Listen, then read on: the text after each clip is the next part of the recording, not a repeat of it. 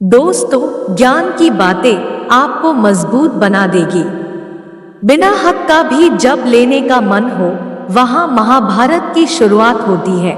अपने हक का भी छोड़ देने का मन हो, वहां रामायण की शुरुआत होती है। लालच की चमक देखकर अक्ल अक्सर मार खा जाती है। चक्रव्यूह रचने वाले सारे अपने ही होते हैं। कल भी यही सत्य था और आज भी यही सत्य है। अहंकार मनुष्य से वह सब करवाता है जो अंत में उसी के विनाश का कारण बनता है। इसलिए जीवन में जितना जल्दी हो सके अपना अहंकार त्याग दे। गीता में लिखा है, मूर्खों को कभी भी भूलकर भी ज्ञान नहीं देना चाहिए, वो उनके लिए विष के समान कड़वा होता है। रामायण का अंतिम ज्ञान ये है कि श्री राम ने कितना दुख सहन कर प्रजा को संतुष्ट करना चाहा, परंतु प्रजा संतुष्ट नहीं हुई। अर्थात लोगों को खुश करने के चक्कर में अपनों को दुख मत दो। कृष्ण जी कहते हैं, कलयुग में पैसा ईश्वर से भी बड़ा हो जाएगा। बड़ों और गुरुजनों के आगे बुद्धिहीन पैसे वाले का महत्व ज्यादा हो जाएगा। पैसा ही रिश्ते बनाएगा, पैसा ही रिश्ते तोड़ेगा। भगवान से कुछ मांगना ही है तो हमेशा अपनी माँ के सपने पूरे होने की दुआ मांगना। तुम खुद बेखुद आसमान की ऊंचाइयां छू लोगे। मत करना अभिमान खुद पर ए इंसान। तेरे और मेरे जैसे कितनों को ईश्वर ने माटी से बनाकर माटी में मिला दिया।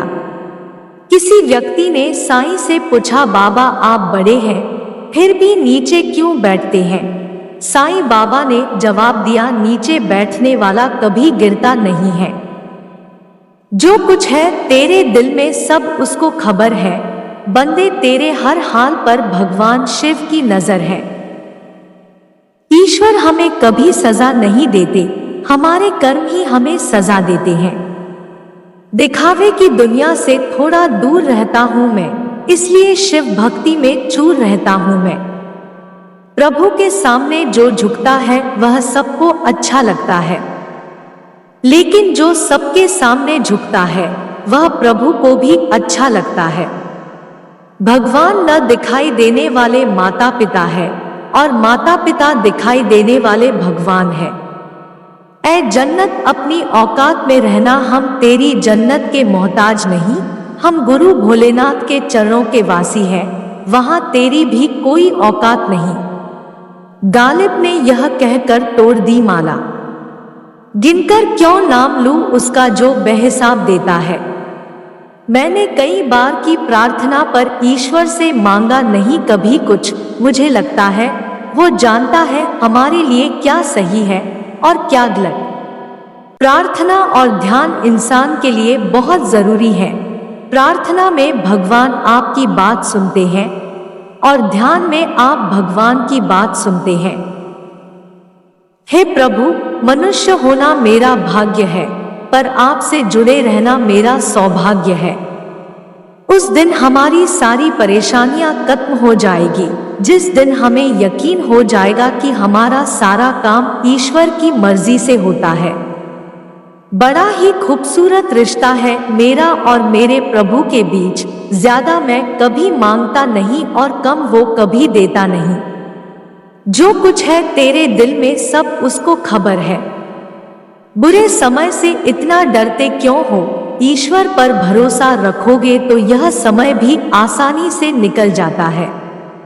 बिना परिश्रम के तो भगवान किसी को कुछ भी नहीं देता है, और यदि गलती से उसे यह मिल भी जाए तो यह ज्यादा दिन टिकता नहीं है। सभी को अपने आप को सही साबित करने की फिक्र है। अरे यह जिंदगी है, ना कि कोई कचहरी।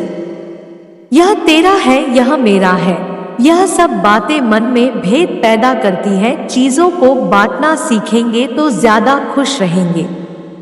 ईश्वर ने मनुष्य को बल के साथ साथ बुद्धि इसलिए दी है ताकि वह इस धरती को ही स्वर्ग समान बना सके। मन में मैल हो और ऊपर से अच्छे होने का दिखावा, यह तो वही बात हो गई कि कीचड़ के ऊपर किसी ने रंग डाल दिया हो।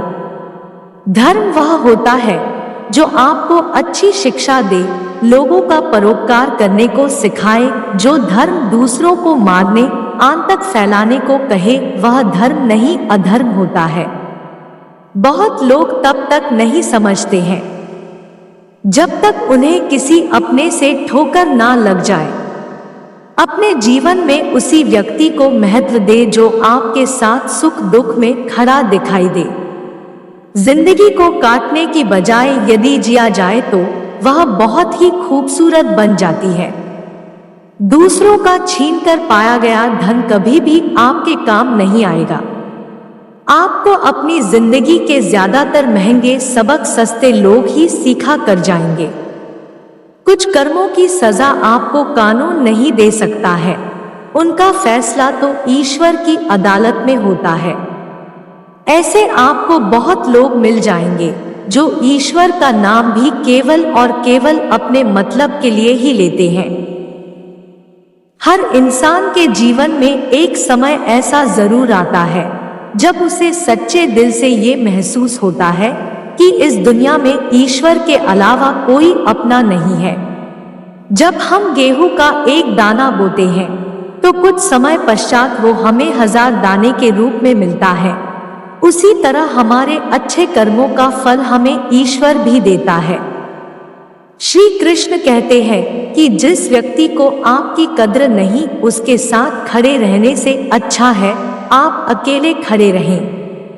सुख में धर्म कार्य और दूसरों की मदद जरूर करनी चाहिए, क्योंकि बुरे समय में यही काम आता है। अगर आपकी समस्या एक जहाज जितनी बड़ी है तो यह नहीं भूलना चाहिए कि भगवान की कृपा सागर जितनी विशाल है। मेरे प्यारे दोस्तों, अगर वीडियो अच्छी लगी हो तो हमारे चैनल को सब्सक्राइब कर देना और लाइक शेयर भी कर देना।